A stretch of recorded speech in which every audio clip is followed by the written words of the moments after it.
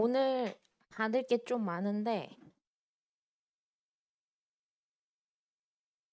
원래 나가던 요거 주간지는 그대로 받으면 되고 오늘 추가로 선생님이 지난주에 준비한 게 이제 여기에 1, 2, 3, 4 이렇게 써 있는 거거든. 이렇게 한 번에 찝어 주거나 또는 책으로 주고 싶었는데 한 번에 안 찝히고 책도 조금 페이지 수에 한계가 있어가지고 이렇게 주간지 형태로 나가는 거야. 근데 요거는 왜 선생님이 지난주에 이거 줘야겠다라고 생각했냐면 더프 결과들을 보니까 앞에를 틀리는 거야.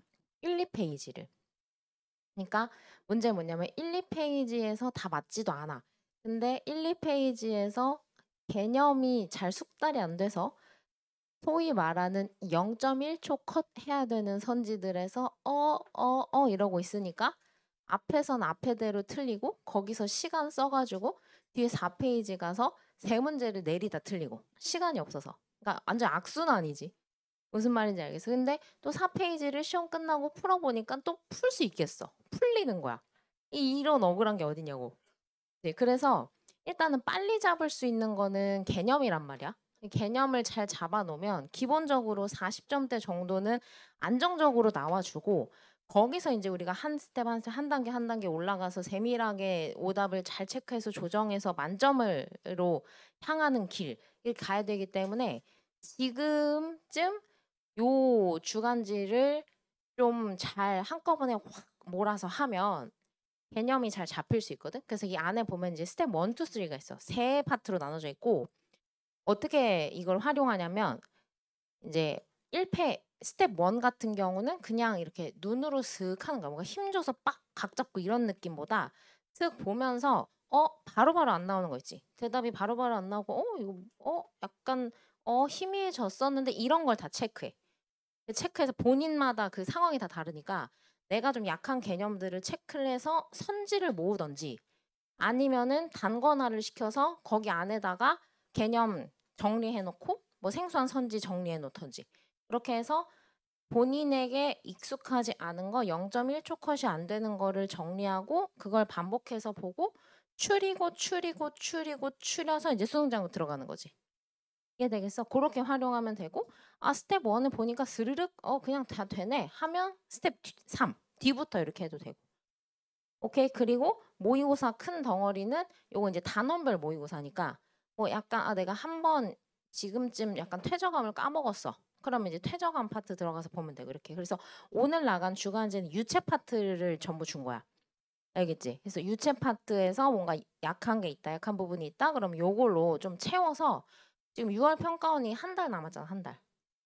일단 1차 목표. 우리가 6월 평가원이 수능 점수로 그대로 가는 건 아니지만 1차 목표로 해서 내가 최대한 채우고 싶은 내용들 잘 채워서 6월 평가원 딱 봐보고 부족한 거는 또 6월 평가원 이후에 또 채워서 9월 평가원 딱 봐보고 그 다음에 완벽하게 채워서 수능 보고 이렇게 해서 분기별로 뭔가 목표를 설정해서 달려나가야지 안 그러면 이제 루즈해진다고. 무슨 말인지 알겠어? 그래서 항상 나눠주는 거는 맥시멈이기 때문에 뭐 다 해야 된다 이런 부담감은 가지지만 본인의 상황에 맞게 알아서 이제 취합해서 하시면 됩니다. 자, 인사이트 태풍 펴봅시다. 오늘 약간 폭풍 진도를 나갈 예정이기 때문에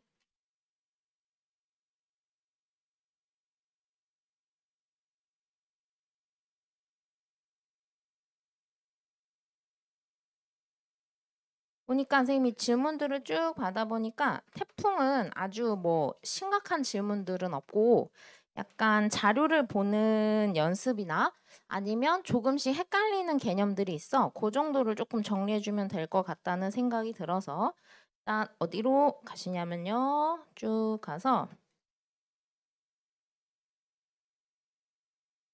20쪽에 4번에 나 자료를 볼때 태풍이나 온대저기압은 거의 이제 문제가 나올 때까지 다 나왔어. 그래서 우리를 크게 어렵게 하거나 이런 거는 없고 작수의 특징을 보면 기본적으로 나 같은 자료가 나온 다음에 그 그림 안에다가 기억, 니은 찍어주고 기역과 니은 중 하나는 기압이고 하나는 풍향이다. 이렇게 찾으라고 하는 선지, 거저주는 선지가 기역이거든. 근데 작수에 보면은 아예 그래프 자체에 이름도 박아놓지 않았어. 그러니까 이름도 안 박아놓고 기호도 안 박아놓고. 그러니까 이제 뭐냐면 이 이름 묻는 건 너무 시시한 선지가 돼버린 거야. 당연히 그냥 알고 있다고 가정한 다음에 선지에서 좀 더 업그레이드한 내용을 물어보거든. 그래서 이런 거를 파악하는 거는 기본적으로 잘 해야 되고, 기압은 무조건 낮아졌다 높아지는 거. 그다음에 점점점 아니면 찌글찌글 이런 거 있어. 찌글찌글 막 굉장히 시시각각으로 변동이 심한 거 있지. 그런 거는 바람풍, 바람에 대한 거라고 생각하면 돼. 지금까지는 루틴은 이거였어. 찌글찌글 거리는 건 풍속이었고 똥똥똥 똥똥똥 똥똥똥 이렇게 주는 건 풍향이었어. 루틴은 그랬어.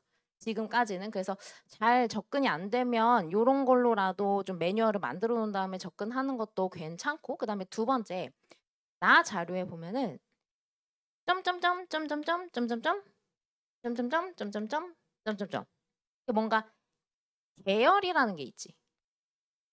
근데 거기에 어긋나는 펜이 뽕뽕뽕뽕뽕 5개 있잖아. 이런 거는 신경 쓰지 말라는 거야. 그러니까 선생님 항상 지구과학 자료를 볼 때 특히 어지러운 자료일수록 대충 보라고 얘기하는 게, 이런 하나하나 세밀한 거를 따지고 들려면 자연에서 예외가 없는 현상이 어디 있겠어. 그치? 그러니까 이런 거는 보지 말고 그냥 크게 멀찍이. 아, 여기 진하네. 아, 여기 진하네. 이렇게 2개 정도만 파악한 다음에 넘어가야 태풍이나 온대저기압에서는 자료를 좀 빨리 파악할 수 있겠다. 오케이. 5번 한번 풀어봅시다. 기억선지. 선생님 표시하라고 하는 선지들은 아이들이 질문 많이 하는, 헷갈려하는 선지니까 본인들도 잘 표시해놓고 보면 태풍 어딨어? 가지고 와도 돼. 혹시 태풍 못 챙겨온 사람 지금 얼른 갔다 와도 돼요? 오늘 태풍 진도 다 나갈 거예요.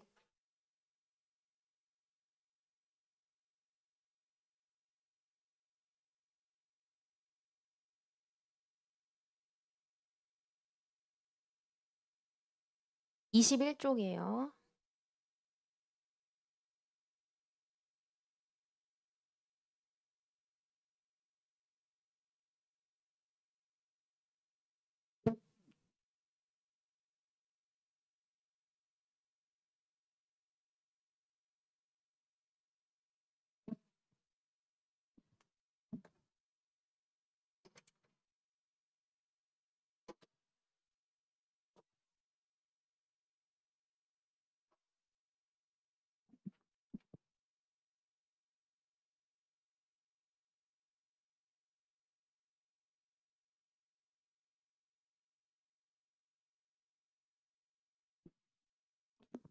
이 문제에서 기억을 풀려면 발문을 좀 잘 읽어야 되거든. 발문 첫 번째 줄에 오른쪽 끝에 태풍의 중심부가 통과한 우리나라 두 관측소. 태풍의 중심부가 통과한 우리나라 두 관측소. 거기다 밑줄을 쳐놓고 뭐라고 쓰냐면 피관, 피중. 이런 세팅이라면 관측기압과 태풍의 중심기압이 같은 상황이야. 그치? 그러니까 관측기압과 중심기압은 다를 수 있어.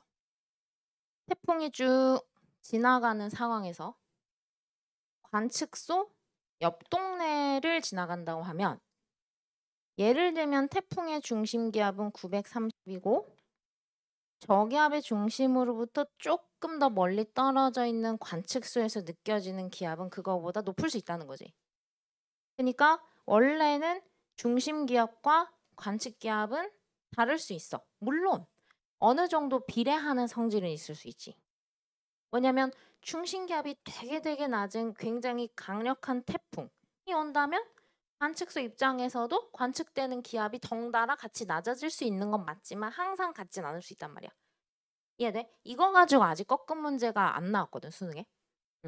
그래서 이 문제 세팅에서는 중심부, 눈깔이 통과했다는 상황을 제시해줬기 때문에 밑에 있는 그래프에서 기압값의 최저값, 그러니까 기압이 가장 최소로 떨어지는 그 시각의 그 기압값을 태풍 자체의 중심기압으로 읽어도 된다고.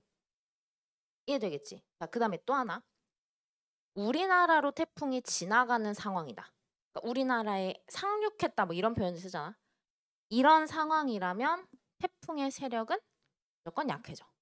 기본 세팅 값이라고 생각하면 돼.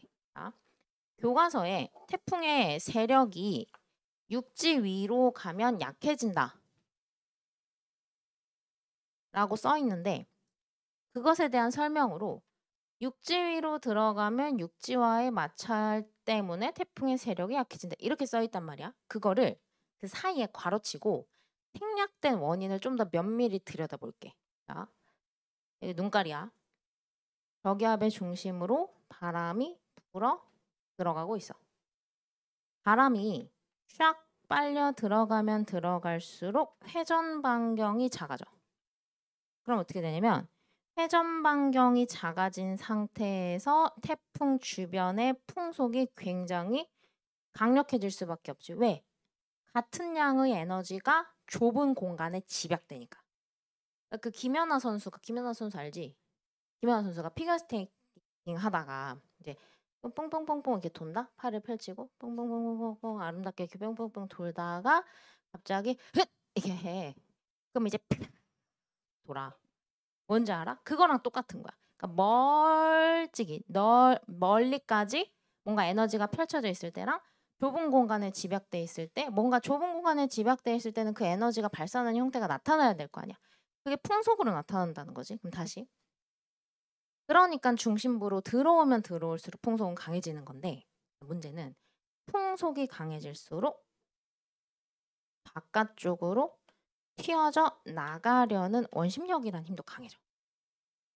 그래서 중앙부로 공기가 빨려 들어가질 못해. 바깥쪽으로 튀어져 나가는 힘 때문에 그래서 태풍에 눈깔이 생기는 거야.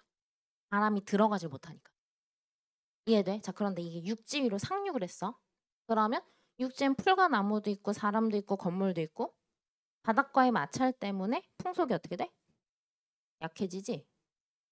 그럼 바깥쪽으로 튀어져 나가려는 원심력도 약해지지? 그러면 바람이 공기가 눈깔로 중앙부로 불어 들어갈 수가 있게 돼. 자, 봐. 공기가 없었는데 그래서 되게 기압이 낮았어. 공기가 있어야 기압이 높아지는 거고 공기가 없으면 기압이 낮아지는 거지. 근데 공기가 채워줬지. 그럼 중심기압 어떻게 돼? 높아지지. 근데 태풍이 죽는 거야. 왜? 태풍은 태생이 저기압이니까. 이해되겠어? 마찰을 통해서 태풍이 죽을 때 태풍의 세력이 약해질 때 중심기압이 높아진 이유야. 됐니? 자, 그래서 이 상황에서 우리나라의 두 관측소이기 때문에 시간이 흐를수록 태풍의 중심기압은 높아질 것이다. 해서 Y축 오른쪽의 값을 읽어야 되고 그 다음에 또 하나 더 스케일 가지고 장난을 칠까 말까 했어. 수능에서. 그러니까 스케일을 다르게 냈어. 예를 들면 지금 여기서 나랑 다의 오른쪽 Y축의 값이 똑같잖아. 근데 다르게 줬어. 그런데 속이진 않았어. 그러니까 선생님이 솔리디파이 지난주에 나눠준 책 있지? 거기에 그런 걸 또 다 정리를 해놓은 거야. 그러니까 선지 기니디에서 물어본 거 말고 자료에는 제시해놓고 안 물어본 거. 그러면 그거 가지고 언젠가 꼭 물어보거든. 이따가 태풍에서도 문제를 또 보여줄게. 안 물어봤었는데 그걸 문제화시켜서 낸 문제가 있어. 그리고 그거 가지고 오답률 굉장히 높게 재미를 봤지. 무슨 얘기인지 알겠지? 그래서 스케일 바도 꼭 잘 봐야 된다. 넘어가서 6번 한번 풀어봅시다.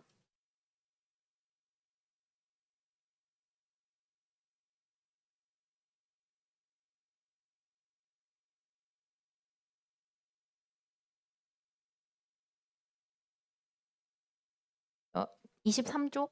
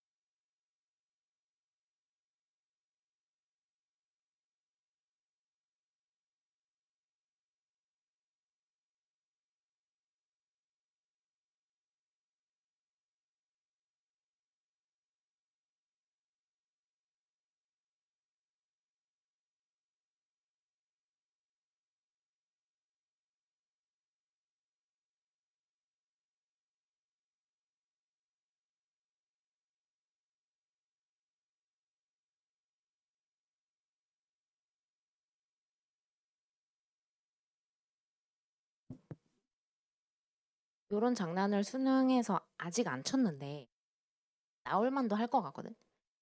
그러니까 그동안의 태풍 문제에서 99%, 99.9라고 할게. 99.9%는 기압이 그게 관측 기압이건 중심 기압이건 건 상관이 없어. 그냥 제시된 문제에 제시된 그 기압값이 보통은 관측 기압일 건데 그 기압값이 낮을수록 세력은 강해. 99.9%의 태풍 문제는 그랬어. 근데 딱 한 문제, 요 문제가 이건 평가 문제는 아니야.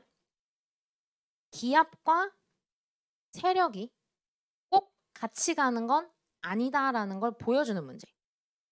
근데 수능에도 충분히 활용될 만도 할 것 같아. 이건 뭐냐면 역시 자료를 그냥 멀리서 대충 보는 거야. 기압은 제일 최소값일 때 풍속 오른쪽에 있는 칸에서는 제일 풍속은 최대값일 때 그거를 멀리서 그냥 대충 봐봐. 하나하나 소수점까지 분석하려고 하지 말고. 그러면 왼쪽에 기압값이 최소인 지점은 한 칸, 두 칸, 세 칸째에서 만나지. 거기다 표시를 해놔. 그 다음에 오른쪽 풍속에서는 위에서부터 한 칸? 두 칸일 때 뭔가 최대치가 찍어지지. 아 이게 뭔가 이상하다 이거. 아다리가 안 맞아. 그러니까 뭐냐면 그게 관측 기압이건 중심 기압이건 간에 어쨌든 기압값이 최소를 찍었다. 그러면 저기압이 기압값이 낮아졌건 아니면 나한테 가까이 다가왔건 이래나 저래나 풍속은 최대를 찍어줘야 돼. 눈깔이 지나지 않는다면. 지금 눈깔은 안 지나는 상황인데 눈깔이 안 지나는 상황임에도 불구하고 기압이 최소를 찍었을 때 풍속이 최대를 찍지 않아. 이건 과연 도대체 내가 어떻게 해석을 해야 하는 것인가? 일단 첫 번째, 왼쪽에 있는 기압값은 P중이야, P관이야? 관측 기압이지. 그지? 자, 그럼 이럴 수 있어. 태풍의 세력이 꼭 강해져서가 아니라 오히려 우리나라 쪽으로 올라오는 상황에서 차가운 바다를 만나거나 육지를 지나거나 섬이라도 지나게 되면 태풍의 세력은 조금 약해질 수도 있는데 그런데 그 관측소로 태풍이 되게 가까이 다가와서 태풍의 세력은 오히려 약해졌지만 측정되는 기압값은 그 태풍의 눈과 내 사이의 거리가 너무 가까워서 되게 낮게 측정될 수 있다는 거야.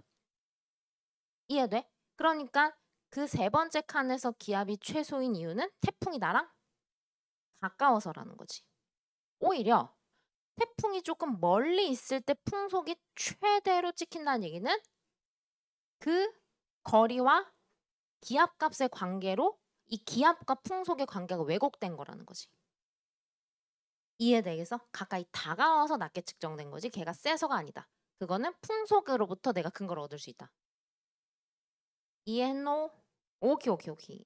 넘어가시죠. 넘어가서 8번 문제는 별표를 쳐놓고 이거 한번 풀어보자. 선지 선생님이 다 바꿔놨거든?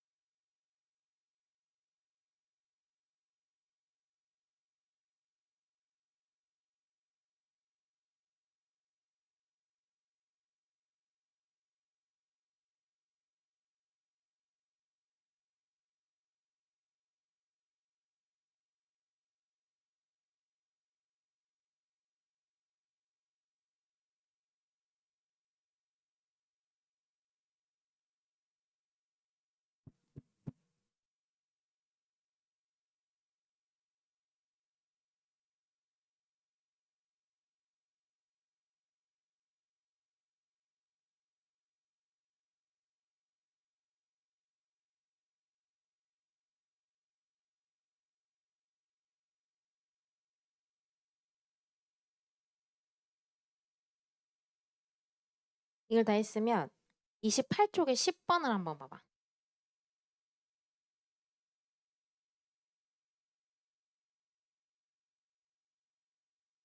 일단 풀고 비교를 해줄게. 28쪽에 10번.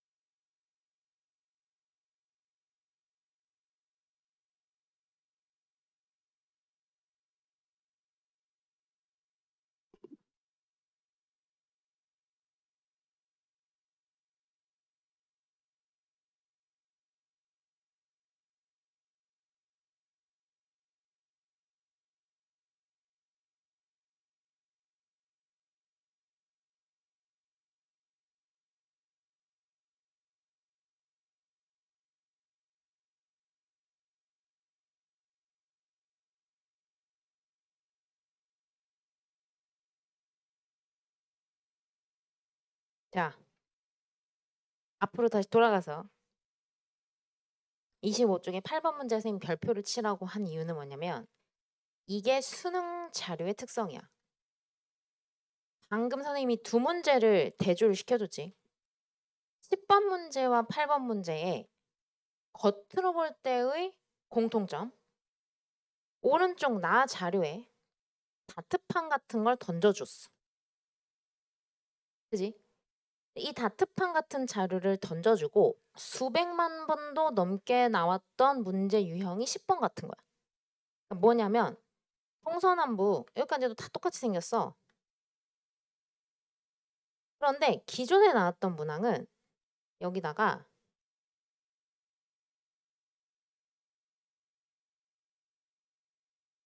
바람에 대한 정보를 제시해줘. 바람풍, 바람과 관련된 거. 그래서 동서남북을 잘 읽어내면 풍향값이 나오는 거고 그 다트판의 숫자를 읽어내면 풍속이 나오는 거고. 이해돼? 애들이 이 자료 해석에 굉장히 익숙한 상태로 수능장에 들어갔거든.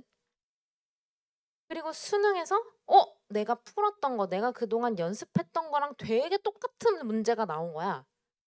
그래서 그 8번 문제의 나 자료를 발문을 읽지 않고 풍향으로 해석을 해버리는 거야.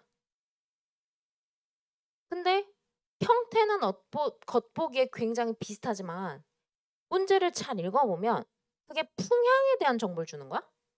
아니지, 뭐에 대한 정보를 주는 거야? 태풍 자체의 이동, 방향과 이동, 풍력을 주는 거지. 무슨 얘기인지 알겠어? 뭔지 알겠어? 그런데다가 또 수능의 특성. 발문 안에 굉장히 중요한 정보를 싹 숨겨두고 가 자료에는 그 발문에 대한 설명 중에서 극히 일부만을 제시해. 너 발문 읽지 않고 들어오면 나 굉장히 못 풀게 만들 거야. 난해하게 만들 거야. 이렇게 얘기하고 있는 거거든. 그러니까 여기서 가장 중요한 말이 뭐냐면 9월 9일부터 1일 간격으로 나타낸 것이다. 이게 너무 중요한 말이잖아. 그러니까 가 자료에 들어갔을 때 봐봐라. 9월 9일만 쓱 주지 않았어 지금? 그럼 어떻게 하면 돼? 말을 잘 믿고 여기가 9월 9일이라고 줬으면 그 다음 점은 뭐야? 그 다음은 10이지. 그게 숫자 3개 초등학생, 유치원생들 하는 거 있잖아. 9 다음에 10 다음에 11 다음에 12 에서 쭉 가잖아. 맞지? 그걸 그대로 컨트롤 C, 컨트롤 V에서 오른쪽으로 가져가면 똑같은 놈이 하나 있잖아.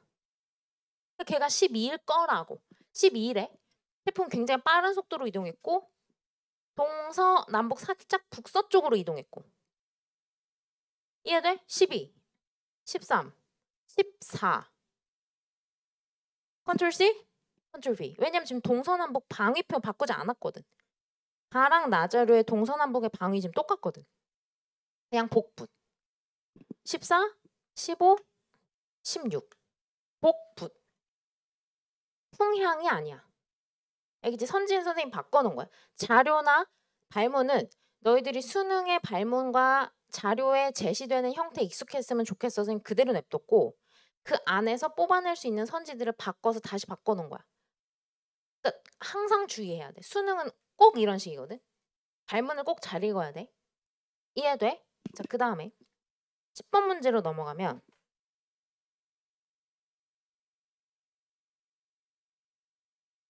이게 16년도 6월 평가원에 나왔던 문제고 11번 문제 한번 풀어봐. 11번.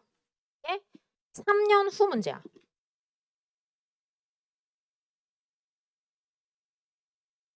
29쪽.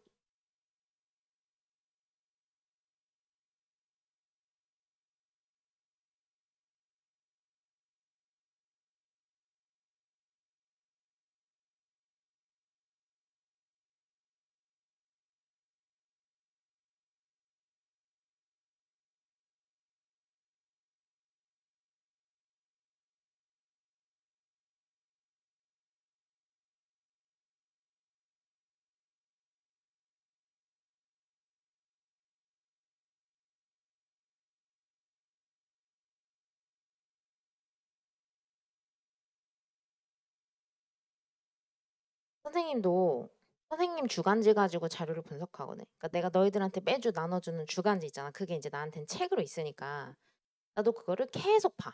책이 까맣게 될 때까지 그냥 계속 들여다봐.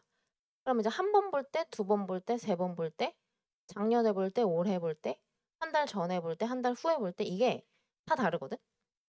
계속 반복해서 보다 보니까 이게 보인 거야. 뭐냐면 시간대 순서대로 보통 정리를 해놓기 때문에 그게 이제 진화 과정을 보기가 좋아서 3년 전에 이 평가원 문제 가 자료에서 뭘 줬냐면 발생할 때의 태풍의 중심계.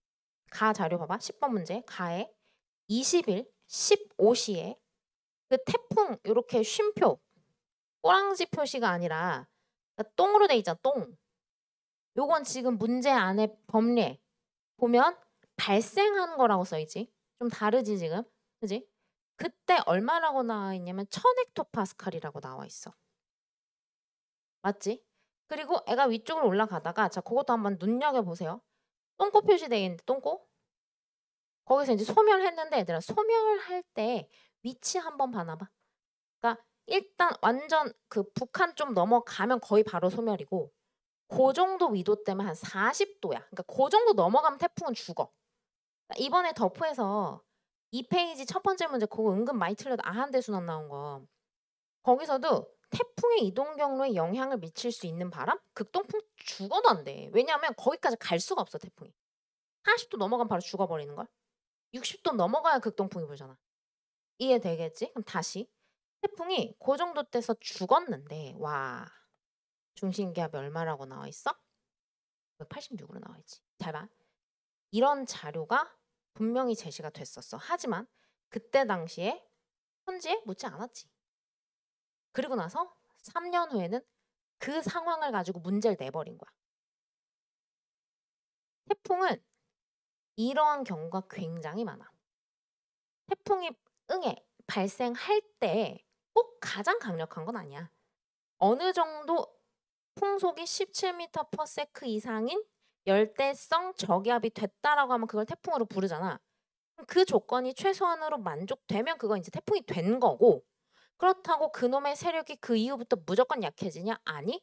뉴스 한번 봐봐. 올해도 태풍 많이 나올 거 아니야. 그치? 태풍이 오면서 태풍이 북상을 하고 있는데요. 중국 밑에쯤에 머물면서요. 얘가 점점 강력한 태풍으로 성장을 하고 있어요.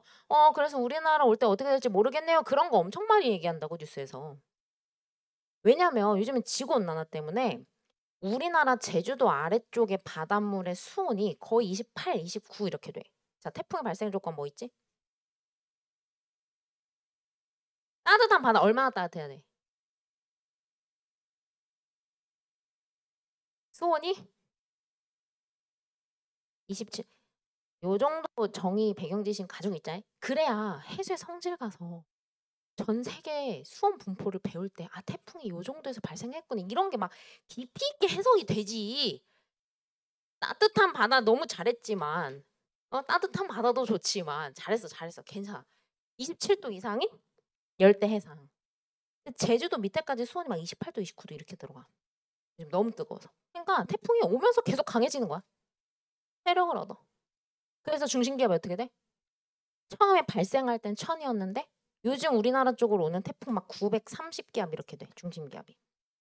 무지하게 낮아진다는 거지. 이거는 일기기후에도 나타나지 못할 정도로 미친 듯한 저기압이야. 초저기압. 근데 걔가 올라가. 올라가면서 점점 세력이 약화되지. 수증기도 없고 물론 마찰 때문에 풍속이 약해져서 공기가 공급되는 것도 있지만 수증기도 없잖아. 태풍 그냥 끼야 죽어. 그래서 한 요 정도 되면 죽는 거야. 이 사이에 너무나 기압값이 낮아져 버린 상태이기 때문에 오히려 죽을 당시가 생성 당시보다 기압이 더 낮은 현상이 아주 자주 발생해. 대부분 이런 현상이야. 이해돼? 그걸 가지고 노골적으로 자료 분석으로 낸 게 그 다음 11번 문제라는 거지. 자, 11번 문제는 많이 풀어봤기 때문에 익숙하겠지만 이게 너희들 감정이입을 해봐. 시험에 내가 이런 거 한 번도 공부해 본 적이 없는 게 새로운 게 나왔어. 많이 당황하거든. 특히 탐구 문제로 나왔을 때 좀 길잖아. 그럼 이제 압도돼 버려. 쫀단 말이야 거기에. 그래서 그럴 때는 항상 신형 문제가 나오면 선생님이 얘기하는 게 구조화를 하라고 얘기해. 앞에 복각 체계도 넣어놨고 선생님이 잠깐 내 거를 보여주면 선생님이 어떻게 구조화를 하냐면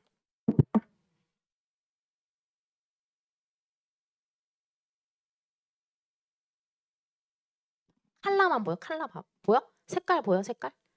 보여? 최대로 좀 밝게 한 건데 보여? 컬러 보여? 컬러 보여? 선생님 너 앞에 복각책에 태풍 문제 구조화 특강 해가지고 넣어놨거든? 그러니까 뭐냐면 같은 단어 찾기 놀이야. 그러니까 같은 단어에 해당하는 걸 선생님은 색깔펜으로 예를 들면 기압 변화량이라는 새로운 정의에 대한 단어가 나왔잖아. 그러면 그 밑에 반드시 기압 변화량이라는 단어가 다시 나와. 태풍 수능은 굉장히 문제를 논리적으로 구성하기 때문에 그리고 뭐 생성 당시 기압 그럼 생성 이런 말이 꼭 있어. 소멸 당시 기압 소멸 꼭 있어. 같은 단어 찾기 놀이를 하면 이게 구조가 잘 보여. 이해되겠지? 그때 당시 이걸 정말 많이 틀렸다고. 왜냐면 당연히 태풍이 죽을 때 기압이 높아진다고 했지. 생성분의 소멸할 때 기압이 높으니까 그 1보다 크지 이러고 후두룩 다 틀렸단 말이야. 이해되겠어? 오케이.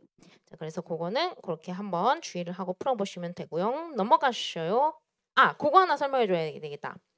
그 10번에 니은 표시 질문하더라고. 어제가 첫 반이었는데 의대관에서 뭐 애들이 니은을 좀 질문을 하더라.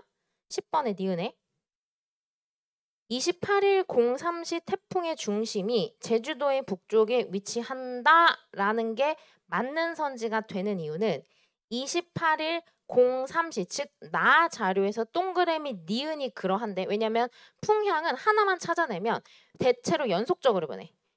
그치? 그러니까 예를 들면 기억 다음에 디귿으로 갈 수는 없다는 얘기야. 너무 이상하다는 얘기야. 중간에 비어있는 게. 그래서 기억을 하나 찾았으면 그냥 기니디로 돌려버리면 되거든. 그게 좀 빨리 푸는 방법 중에 하나인데 그러면 니은이라는 그 풍향을 읽어내면 남풍 계열의 바람이 불잖아. 그럼 태풍은 저기압이기 때문에 저기압의 중심으로 바람이 불어 들어가려면 즉 그러면서 남풍 계열의 바람이 불려면 태풍이 내 머리보다 위에 있어야지. 그렇게 계열로 푸는 거야. 이해되겠어? 선생님이 다음에 날씨 할 때 풍향을 파악하는 방법에 대해서 조금 더 알려줄게. 근데 태풍 같은 경우는 그냥 저기압의 중심으로 대체로 꽂아버리면 다 맞아. 알겠지? 오케이. 넘어갔어.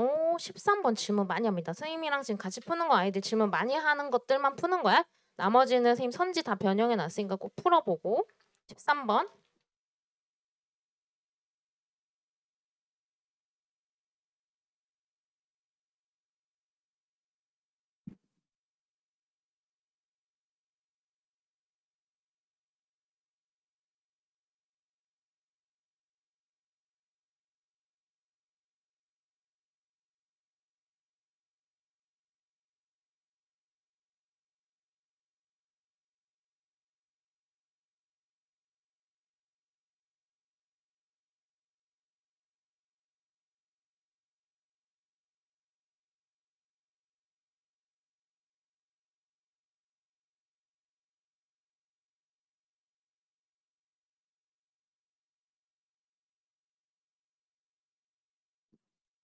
그 아래 리을 선지 하나 봐봐.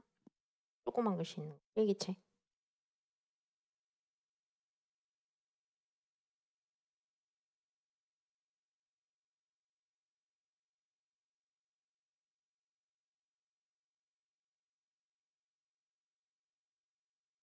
원래 등장했던 선지는 리을이었고 위에 이제 선지인 선생님 다 변형을 해놓은 거야. 리을이 질문이 엄청나게 많이 나온 선지.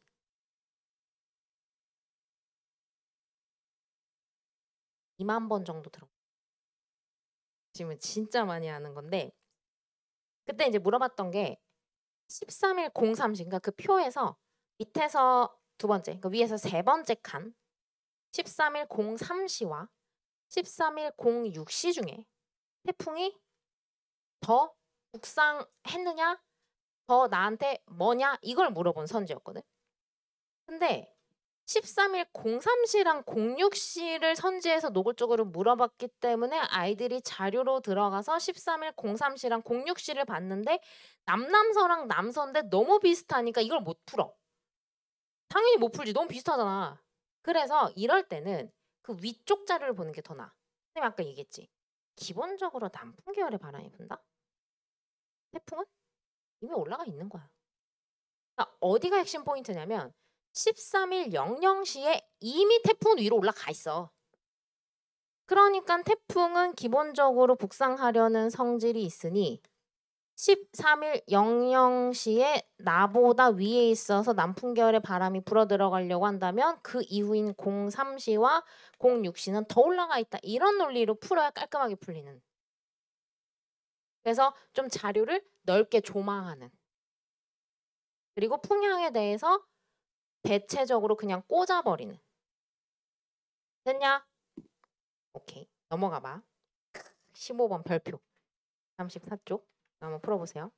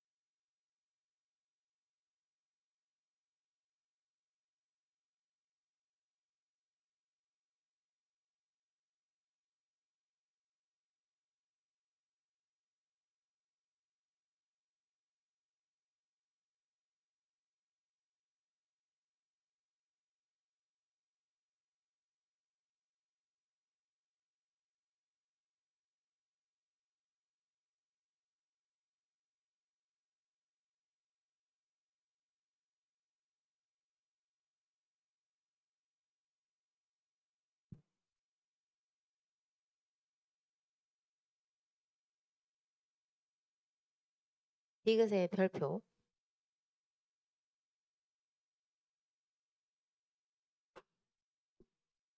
문제 나올 수 있을 것 같아. 아직 수능에서 장난을 치진 않았는데 기본적으로 태풍 문제가 나왔을 때 풍향을 판단할 때 태풍의 눈깔과 내가 관측하고자 하는 그 관측소 둘 사이를 이어주는 라인을 태풍 중심으로 바람이 불어 들어가도록 직선으로 꽂아주면 풍향이 대체로 파악이 돼. 왜냐면 태풍의 규모가 너무나 크기 때문이야. 태풍이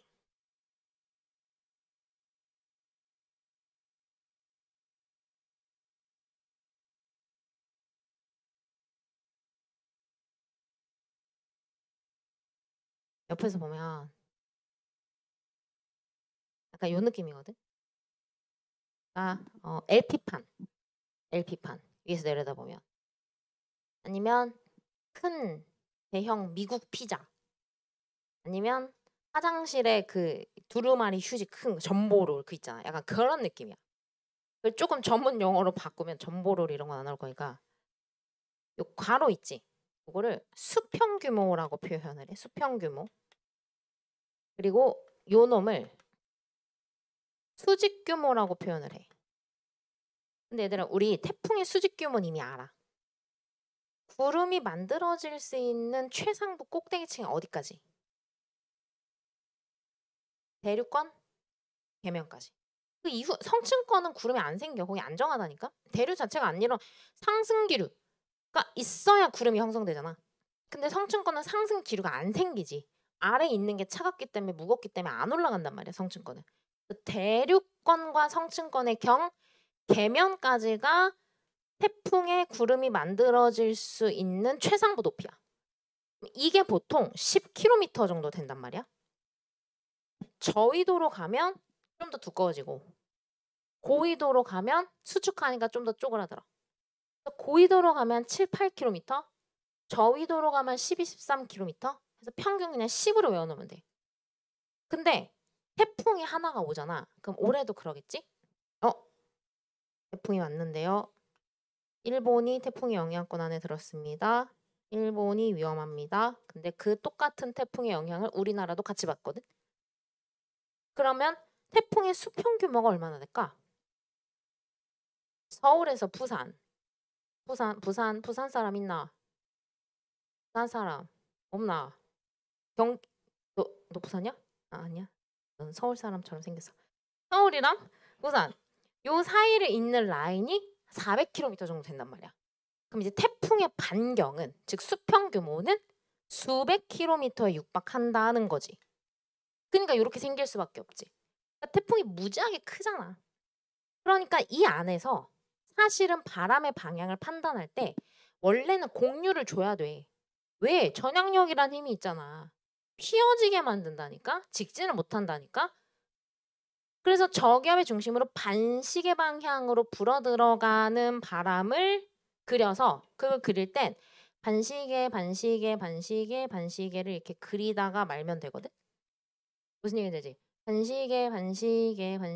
반시계를 그리다 말면 돼. 이런 식으로 불어들어가게 살짝 공류를 줘야 돼. 굉장히 직선에 가깝게. 근데 이 정도 세밀함? 그동안 수능 문제에서는 99.9%를 필요가 없었어. 그래서 그냥 직선으로 꽂아도 돼. 워낙 규모가 크기 때문에. 그걸 굉장히 축소시켜서 보는 거니까. 그 공률 미미하단 말이야. 근데 이 문제에서 T3 시점에 문제를 그렇게 풀면 답이 안 나. 나는 이렇게도 충분히 문제를 낼 수 있다고 봐. 왜? 이게 더 사실에 가까우니까. 그러면 T3 시기에 태풍이 지금 주변에서 서풍 계열의 바람이 불고 있거든. 그럼 이제 원래대로라면 태풍이 이렇게 지나가는 상황에서 그냥 직선으로 꽂아버리면 되니까 이렇게 서풍이 불고 있어요 하면 끝나는 문제인데 실제로는 이렇지 않기 때문에 방법을 좀 알려주면 쌤이 그 날씨 파트의 바람은 정리해놨어요. 보여줄게. 저기압의 중심으로 꽂아. 그 다음에 북반구에서는 전향력이 오른쪽으로 휘게 만들잖아. 오른쪽으로 45도 정도 꺾어주면 그게 찐 바람에 가까워. 이게 원래 원리가 있는 거야. 다시 보여줄게. 태풍의 등압선이 어떻게 생겨먹었다고 표현하지? 그치. 동심원상이야. 동글거려 이렇게 표현하잖아. 이런 식으로 등압선이 있잖아. 그러면 기압경도력이라는 되게 어려운 힘이 있어. 기압차에 의해서 나타나는 힘. 그래서 저기압의 중심으로 대체로 수직한 라인을 하나 그려. 이런 식으로 대체로 수직하게. 왜냐면 등압선 원래 꼬불거리잖아. 대체로 수직하게 하나 그려. 그 다음에 오른쪽으로 45도 이렇게 꺾어주면 그게 찐 바람에 가깝다고. 고기압도 할 수 있겠어? 고기압도? 고기압이 있을 거 아니야. 그럼 마음속에 등압선이 혹시 안 나와도 가상의 등압선을 상상을 해. 그냥 거의 동그랗게. 그래서 고기압에서는 바람이 불어 들어가는 게 아니라 불어 나가잖아. 불어 나가도록 이렇게 대체로 등압선에 수직한 라인 하나 끄어. 그 다음에 오른쪽으로 45도 이렇게 꺾어주면 그게 찐 바람 방향에 가까워. 남방건 어떻게 하면 되겠어? 왼쪽으로 꺾으면 되겠지. 이해돼? 이게 스킬인 것 같지만 실제로 다 원리가 있는 거야. 기압 경도력과 전향력 그리고 지표면 부근에서 마찰력의 합력으로 G2에서는 그 원리를 배우는 거고 근데 G1에서는 그 힘과의 관계는 필요 없잖아. 우린 수식도 필요 없고 계산도 필요 없고 아무것도 필요 없고 결론만 알면 되거든. 그래서 얘만 알려주는 거야. 그러면은 그 스킬을 이용한다면 태풍은 실제로 내 오른쪽 동쪽에 있는 게 아니라 좀 더 북상해 있어야 여기선 찐으로는 서풍에 가까운 바람이 분다는 거지. 한 번은 낼 수 있을 듯. 되게 또 오기 넘어가. 44쪽에 1번.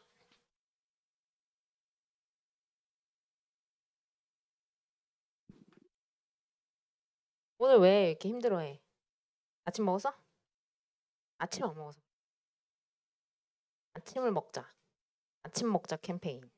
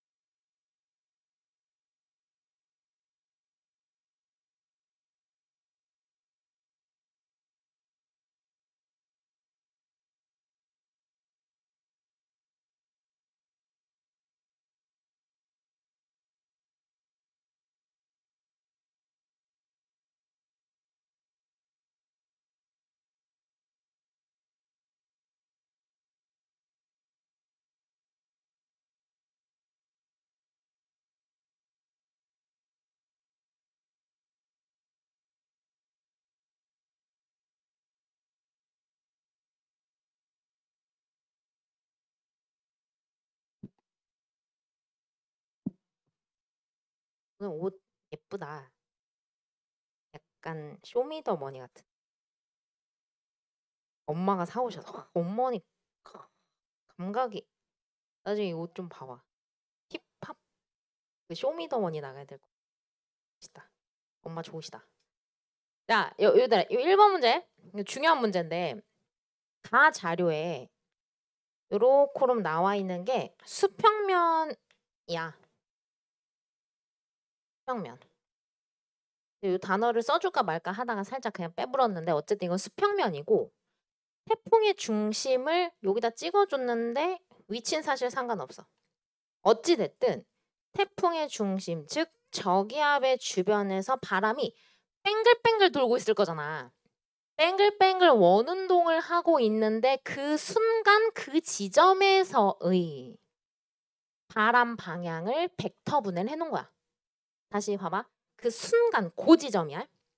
그럼 얘가 만약에 이렇게 원운동을 한다고 하면 우리 웨잉탐에서 했듯이 그 위치에서 이놈이 순간적으로 궤도상에서 접선을 그으면 그게 그놈의 이동 속도와 방향이 되잖아. 그렇게 벡터 분해를 해놓은 거라고.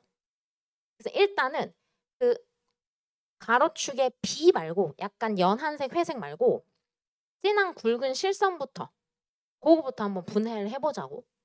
지금 보면 얘가 만약에 순간적으로 이 지점에서 이렇게 움직이면 플러스라고 표현을 하겠다는 거야. 만약에 순간적으로 반대 방향으로 이렇게 움직인다고 하면 마이너스로 표현을 하겠다는 거야. 자, 그럼 봐봐라잉. 여기가 저기압의 중심, 눈깔인데 태풍이 그 주변에서 순간적으로 요 방향성으로 움직인다는 건 그 뒤의 상황을 상상해봐. 이 지점에서 이렇게 움직이고 있다는 건 그렇게 그 방향으로 원운동을 한다는 뜻이지. 이해돼? 반시계로. 이거는 반시계. 즉 북반구의 태풍이라면 A 성분이 지표 부근에서 플러스로 표현이 될 것이야. 이 뜻이라고. 이해했어? 만약에 순간적으로 이 지점에서 이렇게 움직이기 시작한다면 얘는 이렇게 도는 거잖아. 시계잖아. 저기 왜 주변에서. 이해돼? 이건 시계라고. 그럼 얘는 남반구를 나타내는 거지. 이해되겠어? 그걸 마이너스로 표현해 주겠다는 뜻이야. 이 수평면 안에 선생님이 동서남북을 넣었다가 빼버렸거든. 왜냐면 동서남북을 안 넣어도 전혀 상관이 없거든. 봐봐. 이 수평면 상에 얘를 이렇게 돌린다고 생각해. 90도 정도. 그래서 태풍의 중심이 여기 나와 있고 그 지점이 오른쪽이 아니라 위에 나와 있고 거기서 플러스 거기서 마이너스를 표현해 준다고 해도 이 플러스 방향은 반시계성 회전을 나타내게 되지. 얘를 이렇게 또 돌려봐. 그러면 저기압의 중심 놓고 그렇게 돌렸으니까 아래가 플러스 그대로 오지. 맞지? 그러면 또 플러스면 또 반시계야. 그러니까 이 수평면상의 방위는 필요가 없다고. 방향성, 반시계성 회전인지 시계성 회전인지가 중요한 문제인 거지. 그러면 그 밑에 A 자료, 왼쪽 자료지. 거기서 지표 부근에 얘들아 2km 정도의 2km랑 0에서 2, 그 사이에 이렇게 표시해놔. 평건에서 태풍의 하층 바람 고도 2km 상공. 발문으로 등장했었어요. 이따 보여줄게. 그러니까 거기 보면은 지표면 완전 0km는 최대 풍속이 아니지. 좀 올라가야 되지. 마찰 때문에 그러겠지 당연히. 그지? 그래서 여기서 이제 최대 풍속치를 찍는데 값은 에라 모르겠고 다 플러스야 그냥. 그러면 A 성분에 해당하는 값이 플러스, 즉 태풍 주변에서 반시계성 회전이 일어나고 있다는 뜻이니까 이거는 북반구 태풍이다 이렇게 간다고. 이해돼? 자 그러면 B 성분은 뭘 의미하는 거지? B? 이놈은? B? 그렇지 봐봐. 요렇게 저기압의 중심으로 불어 들어가는지, 즉 거기서 부호가 마이너스인지 아니면 불어 나가려고 하는지 수렴하는지 발산하는지 그걸 알려주는 거지. 그래서 오른쪽 B 자료에 가보니까 자 하층 고도에 집중해 보세요. 맨 아래 보니까 0에서 50km 사이에 이거 그리느라 힘들었어. 여기에 이렇게 해서 원래 이렇게 돼 있는 거야. 이렇게 돼서 여기에 마이너스 7.5 이렇게 써 있는 거거든. 뭐야? 눈 크게 뜨고 잘 봐. 난시 있으면 잘 안 보이고 약간 되게 겹쳐가지고 여기 마이너스 7.5 여기 써 있어. 아유 모르겠다. 그냥 마이너스야 여기는. 맞잖아 태풍. 태풍의 눈깔로 바람이 수렴하는 상황을 알려주고 있잖아 나한테. 이해돼? 그러니까 상층에 가니까 플러스지. 왜? 상층에서 불어나가니까. 대륙권 계면 부분에서. 되겠어? 자 다시 여기 해석해 볼게요. 현지 니은인데 기역 지점이랑 니은 지점 중에 연직운동 별표 쳐놔. 연직운동이란 단어가 작년에 평가원에 나왔는데 너무 헤매더라. 연직운동은 별거 아닌데 진짜로. 그냥 이거 아니면 이게 다 연직운동에 해당하지. 다시. 기류에 대한 표현으로 연직운동이 나올 수도 있고 오늘 바로 할 건데 해수에 가서 따뜻한 해수의 연직운동, 차가운 해수의 연직운동 다 쓸 수 있지. 상하로만 움직거리면 되지. 그럼 태풍에서 연직운동이라는 건 기류를 뜻할 거 아니야. 자 봐 얘들아. 바람이라고 표현하는 건 공기의 수평적인 움직임일 때 바람이라고 표현해. 고에서 저로 같은 높이에서 옆 동네에서 오른쪽 동네로 갈 때. 기류는 위아래로 움직거릴 때. 이거는 바람이라고 표현하진 않거든. 위아래로 움직이는 거. 자 그러면 다시 연직운동은 기류를 얘기하는 거야. 여기까지 됐어? 그럼 다시 우리가 찾아내야 되는 핵심 포인트가 뭐냐면 이거 진짜 내가 여기 점 어디다 찍을지 진짜 계속 검토했단 말이야. 이 기억 지점은 눈깔에 찍혀 있는 것 같아? 눈깔 바로 옆에 찍혀 있는 거.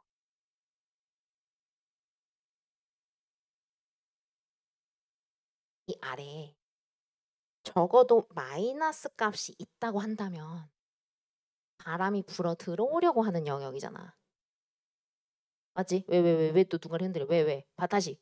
마이너스가 써 있으면 바람이 불어 들어오려고 하는 영역이고 마이너스가 없으면 더 이상 못 들어온다는 뜻 아니야?